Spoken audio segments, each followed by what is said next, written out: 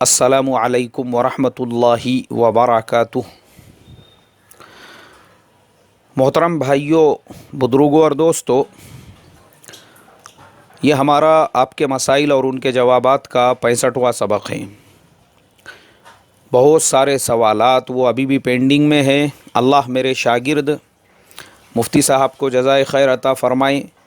وہ فی الحال اس کام کے اندر روزانہ ایک وقت دے رہے ہیں اور مسائل کے جوابات اور ان کے حوالے تلاش کر رہے ہیں، تو اس سے مجھے تھوڑی سہولت ہو گئی۔ حوالے وغیرہ جو ہے وہ مجھے مل رہے ہیں آسانی کے ساتھ میں، لیکن پھر بھی آج میں نے بہت سارے ایسے سوالات کو لیا ہوں جن کا جواب میں ضروری سمجھتا ہوں کہ وہ سب سے پہلے آپ لوگوں کے سامنے آنا چاہیے۔ اس لیے آج پہلا سوال نہال پٹھان صاحب، انہوں نے پوچھا ہے، انہوں نے اپنے شہر کا نام نہیں لکھا، بولے مولانا ایک بیوہ جو اپنے بچوں سے چھپ چھپا کر شادی کرنا چاہتی ہے اور اپنی شادی کو ظاہر نہیں بتانا چاہتی ہے، تو اس کی کیا صورت ہو سکتی ہے؟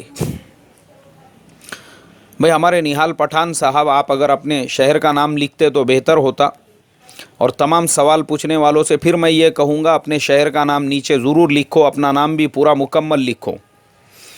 سب سے پہلی چیز تو آپ کو یہ سمجھنا چاہیے کہ نکاح اور زنا وہ دونوں میں فرق یہی ہے۔ یہ چھپ چھپا کر جو کیا جاتا ہے نا، وہ زنا ہوتا ہے۔ زانی جو ہوتا ہے وہ یہ نہیں چاہتا کہ بھائی کسی نے مجھے دیکھنا، کسی کی میرے اوپر نظر پڑنا، کسی کو پتہ چلنا۔ نکاح جو ہوتا ہے وہ تو علل اعلان ہوتا ہے، اور نکاح کے اندر یہ ساری چیزیں جو سنت ہے، ایجاب ہے، قبول ہے، گواہ ہے۔ گواہ کس لیے ہے؟ تاکہ سب کو پتہ چلے کہ جس عورت کو آپ اپنے بائک پہ بٹھا کے لے کر جا رہے ہو، یا جس عورت کے ساتھ میں شاپنگ کر رہے ہو، یا جس عورت کو اپنے گھر پہ لائے ہو، وہ آپ کی لیگل بیوی ہے۔ اسی لیے دو گواہ شریعت کے اندر ضروری ہے۔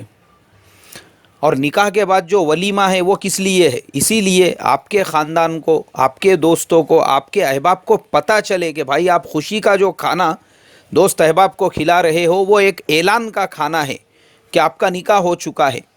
یہ چھپ چھپا کر کرنا، اصل میں ہمارا جو ہندوستانی مسلمانوں کا سماج ہے، ہمارے دل و دماغ سے آج بھی وہ ہندوانہ رسومات، وہ مشرکانہ رسومات، وہ برہمانہ رسومات وہ ختم نہیں ہوئی۔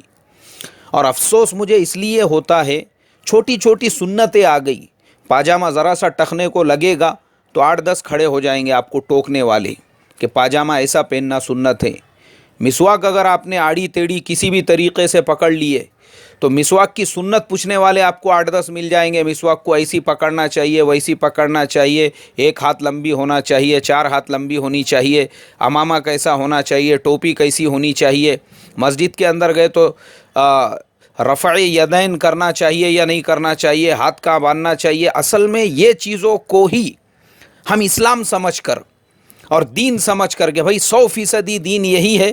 باقی جو دین کی اصل جو معاشرت والی چیزیں ہیں، جیسے بیواؤں کا نکاح کرنا، مطلقاؤں کا نکاح کرنا، اسلامی شریعت میں بیوہ کے نکاح کی اہمیت اور ضرورت کو کیوں بیان کیا گیا؟ کیوں فرمایا قرآن پاک کے اندر کہ 4 اشہر و 10، 4 مہینے 10 دن کے بعد یہ عورت آزاد ہے؟ اس لیے کہ مشرکانہ سماج میں، اللہ کے نبی سے پہلے جو زمانے جاہلیت والا سماج تھا، اس سماج کے اندر شوہر مرنے کے بعد بیچاری کا ٹکلا کر کے اس کے کپڑے نکال کے اس کو جنگل میں بھیج دیا جاتا تھا۔ اسلام نے کہا نہیں، اسلام نے اس کو بھی سیکنڈ لائف اسٹارٹ کرنے کا پورا حق، ادھیکار، رائٹس دیے ہے۔ She can start Hare new life after 4 months and 10 days۔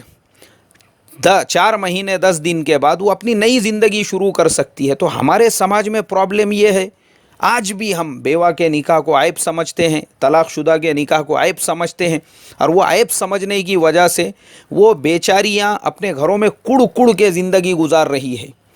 اب یہ عورت جس کا آپ نے میرے سے سوال کیے کہ بچوں سے چھپ کر، حالانکہ اس کے خود بچوں کی ذمہ داری تھی، اگر ان کی ماں بیوہ ہو گئی تھی وہ اپنی ماں کا دوسرا نکاح کرا کے دیتے۔ سماج نے اتنا میچورڈ ہونا چاہیے تھا، مگر سماج اتنا میچورڈ نہیں ہے۔ جوان طلاق شدہ کا سماج دوسرا نکاح نہیں کرانا چاہتا، تو اس وجہ سے کیا ہو گیا؟ سماج کے اندر زناکاری عام ہو چکی ہے، برائیاں عام ہو چکی ہے، اس کے لیے سماج کے اندر بدکاریاں عام ہو گئی ہے۔ تو اللہ حفاظت فرمائیں، یہ چھپ چھپا کر کرنے کا کام نہیں ہے۔ اور میں آپ کو بتا دوں دوسرے نکاح کی ضرورت بھی کس لیے ہے، وہ صرف ایک خواہش یا جذبہ پورا کرنے کے لیے یا فیلنگز کے لیے یا ایموشنز کے لیے نہیں ہے۔ شوہر کی ضرورت قدم قدم کے اوپر پڑتی ہے۔ بیٹے کب تک ہے؟ بیٹوں کے نکاح ہوں گے، وہ اپنی اپنی فیملیز کے ساتھ میں سیٹل ہو جائیں گے، اب اس عورت کو کوئی سنبھالنے کے لیے تیار نہیں ہے۔ شوہر اگر ہوگا کسی بھی حال میں اپنے بیوی کو سنبھالیں گا، وہ کم سے کم اپنے شوہر کے ساتھ میں تو رہیں گی۔ اب شوہر ہی نہیں ہے، کیونکہ میں جو مولانا اکبر ہاشمی آپ کو اس سوال کا جواب دے رہا ہوں، میں خود ایسے لڑائی جھگڑوں کے مسئلے میں بیٹھ چکا ہوں۔ ایک بیچاری بیوہ عورت، ایک ہی بیٹا، پورا خون پسینہ سب کچھ لگا کے اس نے اس بیٹے کو بڑا کیا، بڑا کرنے کے بعد جب اس کا نکاح ہو گیا تو وہ نئی آنے والی بہو وہ یہ کہنے لگی کہ میں تیری ماں کے ساتھ میں رہنے کو تیار نہیں ہوں، مجھے الگ گھر لے کے دے۔ لڑائی جھگڑے دونوں کے بیچ میں بیٹھا ان کے بیچ میں مسئلہ حل کرنے۔ بیٹا بولتا میں میری ماں کو کیسے چھوڑوں، میرے علاوہ تو ماں کا کوئی نہیں ہے۔ اب یہ مسائل کیوں پیدا ہوئے؟ اس لیے پیدا ہوئے کیونکہ اس عورت نے بھی جوانی کی عمر میں دوسرا نکاح نہیں کرتے ہوئے اپنے بیٹے کو بڑا کیا۔ اب بیٹا تو ہو گیا بڑا، لیکن بیٹے کا نکاح ہونے کے بعد بیٹے کی جو بیوی ہے اس کی بہو وہ ساس کو ساتھ میں رکھنے کے لیے تیار نہیں۔ اب وہ مسئلے کو لے کے ان میں آپس میں لڑائی جھگڑے ہو رہے ہیں، وہ بیچاری جو ہے ایک طرف پڑی ہوئی ہے۔ تو اسلام میں نکاح کی جو اہمیت ہے وہ اس لیے بھی ہے کہ وہ عورت دوسرا نکاح کرے۔ نکاح کا خالی ایک ہی مقصد نہیں ہے کہ خواہش پورا کرنا، جذبات پورے کرنا، بلکہ اس کے کپڑے لتے کی ذمہ داری ہے، اس کا کھانا پینا ہے، اس کی دیگر ضروریات ہے۔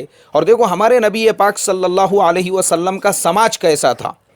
حضرت ام حبیبہ رضی اللہ تعالی عنہ اپنے شوہر کے ساتھ حبشہ کی ہجرت کی، وہاں جانے کے بعد شوہر مرتد ہو گیا، بے سہارا ہو گئی، شوہر عیسائی بن گیا وہاں جا کے۔ پھر اللہ کے نبی نے ان کو وہاں سے بلانے سے پہلے ان کو ان کی دل جوئی کے لیے، سردار کی بیٹی ہے، اگر میں ان کی دل جوئی نہیں کروں گا تو وہ بیچاری کے دل پہ کیا گزریں گی، دین کی خاطر اتنی بڑی قربانی دی، تو آپ نے حبشہ میں ہی نکاح کا پیغام بھیج دیا۔ نجاشی شاہ حبشہ نے اپنی طرف سے نکاح کا خطبہ پڑھا، آپ صلی اللہ علیہ وسلم کا نکاح پڑھا دیا، اور مہر کی جو رقم تھی وہ نجاشی شاہ حبشہ نے اپنی طرف سے 4000 درہم ادا کیے، جسے مہر ام حبیبہ کہا جاتا ہے۔ یہ روایات میں ملتا ہے۔ ان کے آنے سے پہلے ایک عورت بے سہارا ہو گئی، اللہ کے نبی نے فوراً ان کو سہارا دیا، اور اس کے بعد وہ مدینہ تشریف لے آئی۔ اور دیگر صحابیات کی بھی آپ زندگیوں کو دیکھیں گے، اٹھا کر حضرت زید ابن حارثہ، میاں بیوی میں لڑائی جھگڑے ہونے لگے، اور بیوی نہیں چاہتی تھی ان کے ساتھ رہوں، وہ خلا لینا چاہتی تھی۔ اللہ کے نبی صلی اللہ علیہ وسلم نے دیکھا بے سہارا، یعنی اللہ کے نبی کی جو زندگی ہے، آپ نے جو اتنے سارے نکاح کیے، اس کا پرپس کیا تھا، مقصد کیا تھا؟ اس کا مقصد یہی تھا کہ سماج کو یہ تعلیم دینا، ایک دوسرے کی ہمدردی، اور تم کس طریقے سے سہارا بن سکتے ہو۔ اس لیے کہ نکاح کا صرف ایک ہی مقصد نہیں ہے، بلکہ سہارا ہے۔ جو سہارا شوہر دے سکتا ہے وہ اولاد نہیں دے سکتی، بھائی بن نہیں دے سکتے، رشتہ دار نہیں دے سکتے، اس کے لیے نکاح ضروری ہے۔ تو یہ ہمارے سماج میں یہ جو ہوا ہے کہ چھپ چھپ کر نکاح کیسے کروں اور اس کا مسئلہ پوچھ رہے ہیں، یہ سراسر غلط بات ہے۔ یہ نکاح علل اعلان ہونا چاہیے، ڈنکے کی چوٹ پہ ہونا چاہیے، چاہے وہ بیوہ کا نکاح ہو، چاہے وہ طلاق شدہ کا نکاح ہو۔ اور سماج کو اپنی مینٹلٹی کو بلڈ اپ کرنا پڑے گا کہ ہمارے سماج میں جو بیوہ ہو رہی ہے، 4 مہینے 10 دن کے فوراً بعد کوئی نہ کوئی سماج میں کھڑا ہو، اور اس کے گھر والے وہ اپنے لیے یہ عیب سمجھنا چھوڑ کر، جیسے ہندوانہ سماج میں ہوتا ہے، اس کے فوراً نکاح کی وہ کوشش کرے۔ جب تک سماج میں یہ چیز نہیں پیدا ہوں گی، میں سمجھتا ہوں سماج کے اندر سے یہ خرافات اور برائیاں اس وقت تک دور نہیں ہو سکتی۔ اللہ مجھے آپ کو پورے اسلام پر، خالی دسترخوان والا اسلام، خالی نماز والا اسلام، روزے والا اسلام، مسواک والا اسلام نہیں، پورے اسلام پر عمل کرنے کی توفیق عطا فرمائیں، جس میں نکاح، معاشرت، لین دین، معاملات بھی ہے۔ اللہ مجھے ویسا مسلمان بنائے، مجھے اور آپ کو، اور ویسے کمپلیٹ اسلام پہ عمل کرنے والا بنائے۔ اگلا سوال، یہ سوال ایک انجینئر صاحب جو PWD میں بہت بڑے انجینئر ہے، اور خود انہوں نے یہ سوال پوچھا ہے، میں سمجھتا ہوں یہ ان کا تقویٰ ہے۔ انہوں نے کہا مولانا ہمارے ڈپارٹمنٹ میں ایسا ہے کہ جو بھی کانٹریکٹر ہے इंजीनियर के साथ में उसका एक परसेंटेज फिक्स होता है, चाहे आप लो मत लो, वो उसको देना ही पड़ता है। उसके बगैर में इंजीनियर इंस्पेक्शन करके उसको डन नहीं करता। तो ऐसी सूरत में मैं क्या करूं? बहुत सारे कॉन्ट्रैक्ट्स जो है कॉन्ट्रैक्टर्स को मिलते हैं, तो इंस्पेक्शन की ज़िम्मेदारी मेरी ही है। अब वहाँ जाना पड़ता है, तो ये यानी पूरे मुल्क में है, ये पूरे स्टेट में है, हमारे हर जगह पे यही है, इसके अलावा कोई सॉल्यूशन नहीं है। तो ऐसी सूरत में मैं करूं तो क्या करूं? भाई हमारे इंजीनियर साहब, अल्लाह के नबी सल्लल्लाहु अलैहि वसल्लम ने रिश्वत लेने और देने दोनों पर भी लानत फरमाई है, यानी लेने वाले पर भी लानत फरमाई है और देने वाले पर भी लानत फरमाई है। रहा पीडब्ल्यूडी या फिर और दूसरे जो गवर्नमेंट के डिपार्टमेंट्स है, या बहुत सारी चीज़ें हैं जहाँ पे एक अमाउंट फिक्स होता है जो इंजीनियर को हर हाल में मिलना ही मिलना है, तो ये चीज़ों ने ही हमारे मुल्क हिंदुस्तान को खोखला करके रख दिया। मैं देखता हूँ, मैं मलेशिया गया, मैंने वहाँ पर देखा, मैंने थाईलैंड के अंदर देखा, साउथ कोरिया में मैंने देखा, उसके अलावा दुनिया के दीगर मुल्कों में भी अगर आप देखोगे तो वहाँ पर जो आपको साफ़ सफाई मिलेंगी, रोड मिलेंगे, इंफ्रास्ट्रक्चर मिलेगा, तरक्की मिलेंगी, वो तमाम जो चीज़ें हैं वहाँ के लोगों की मेहनत की बरकत से। वहाँ के लोगों ने क्या किया, अपने आप को खपा दिया मुल्क को डेवलप करने के लिए। वहाँ रिश्वत का कोई तसव्वुर नहीं है, वहाँ पर घूस का कोई तसव्वुर नहीं है।